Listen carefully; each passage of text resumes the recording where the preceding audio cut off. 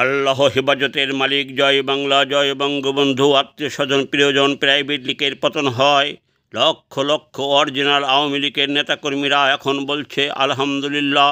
হোসেন শহীদ সরদ্দি, মৌলানা ভাসানী, শেখ মুজিবুর রহমানের আদর্শের দল বাংলাদেশ আওয়ামী লীগ এখন অভিশাপ মুক্ত হয়েছে।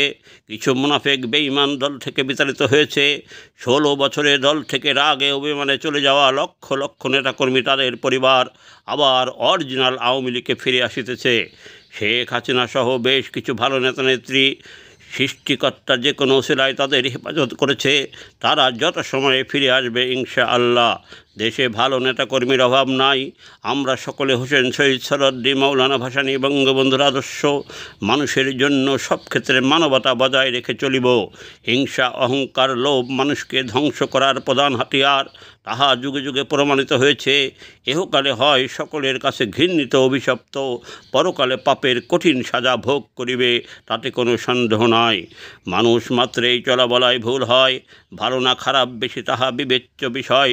বাংলাদেশ আওয়ামী লীগ দেশ মানুষের কল্যাণে রাজপথে আন্দোলন সংগ্রাম করা গঠিত দল, যার মূল শক্তি তৃণমূল। মাঝপথ থেকে উঠে আসা দল, ভুইফোর কোনো সংগঠন নয়। আওয়ামী লীগকে যত আঘাত করিবে তত শক্তিশালী হয়ে ফিরিবে। অতীত ইতিহাস তাই বলে। বড় বড় দুর্নীতিবাজদের কোনো দল নাই, সে দুর্নীতিবাজ এটাই তার বড় পরিচয়। সকলের প্রতি আহ্বান জানাই, যারা সুবিধাবাদী দলের সুদিনে ছিল দুর্দিনে নাই, তারা ওই সব দুর্নীতিবাজদের অনুসারী, তাতে কোনো সন্দেহ নাই। তাদের দলে কোনো প্রয়োজন নাই। বঙ্গবন্ধুর আদর্শের ইনশাআল্লাহ হবে জয়।